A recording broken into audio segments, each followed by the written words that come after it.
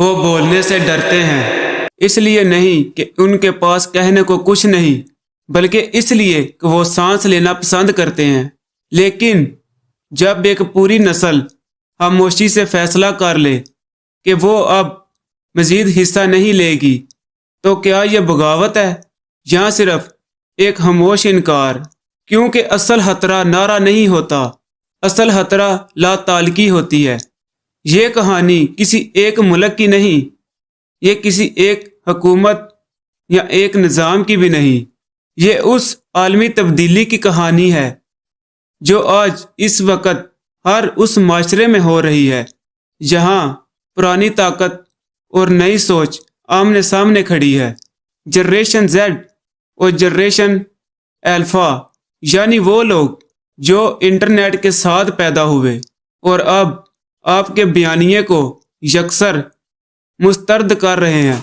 یہ خاموش جنگ ہے، لیکن اس کے نتائج شور مچانے والے کسی بھی انقلاب سے زیادہ گہرے ہو سکتے ہیں۔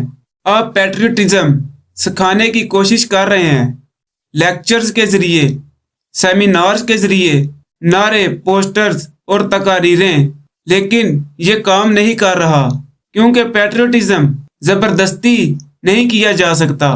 یہ اس دن آتا ہے جب برابر موقع ہو، مضبوط انفراسٹرکچر ہو، مؤثر نظام ہو، جب آپ اپنے لوگوں کو بنیادی ضروریات دیں اور ان کے حقوق محفوظ ہوں۔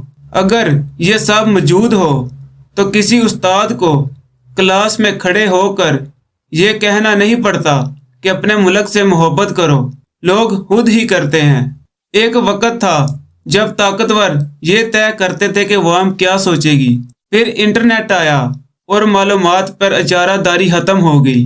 آپ کی بہترین کوششوں کے باوجود لوگوں کو جتنا ہو سکے ان پڑھ رکھنے کی آپ ناکام ہو گئے۔ لوگ اب خود سوچ رہے ہیں، ہاں شاید وہ بلند آواز میں نہ بولیں، لیکن وہ دیکھ رہے ہیں ہر جھوٹ، ہر نقاب، ہر خود ساختہ نیکی۔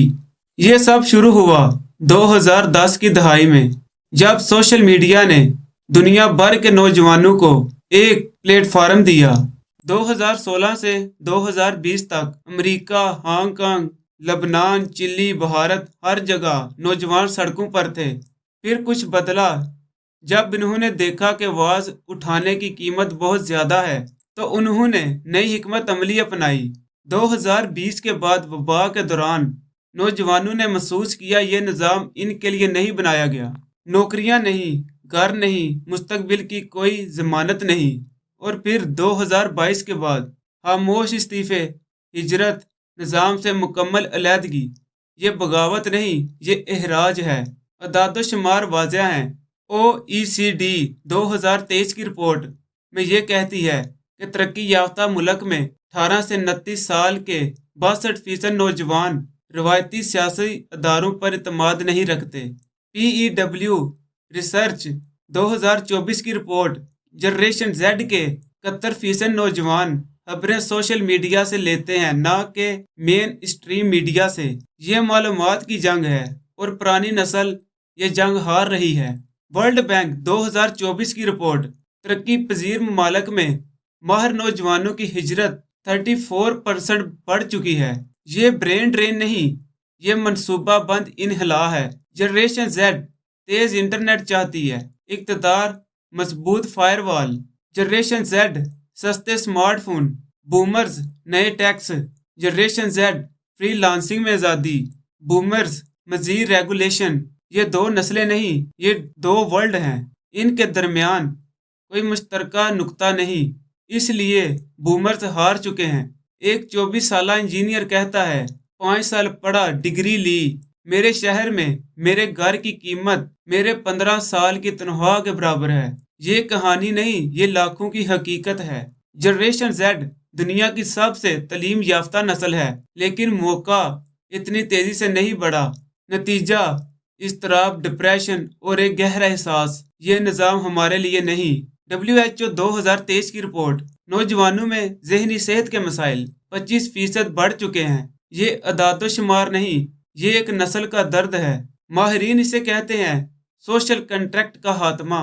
سادہ لفظوں میں हम अपना हिस्सा देते हैं, टैक्स, कानून, मेहनत, बदले में तहफ़्फ़ुज़, मौका, इंसाफ मिलना था, लेकिन ये नहीं मिलता तो लोग माहदे से बाहर निकल जाते हैं।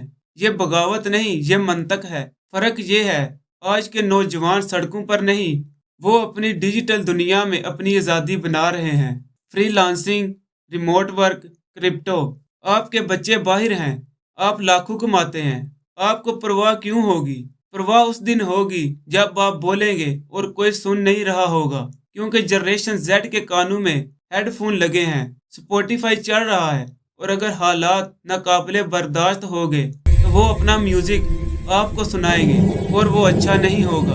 अगर आप समझना चाहते हैं कि डिजिटल मैशियत नौजवानों को कैसे ताकत दे रही है, तो अगली वीडियो में देखें फ्रीलांसिंग की इनकलाब, एक लैपटॉप का मुकाबला पुराना निज़ाम। मैं आपसे मिलता हूँ अगली वीडियो में।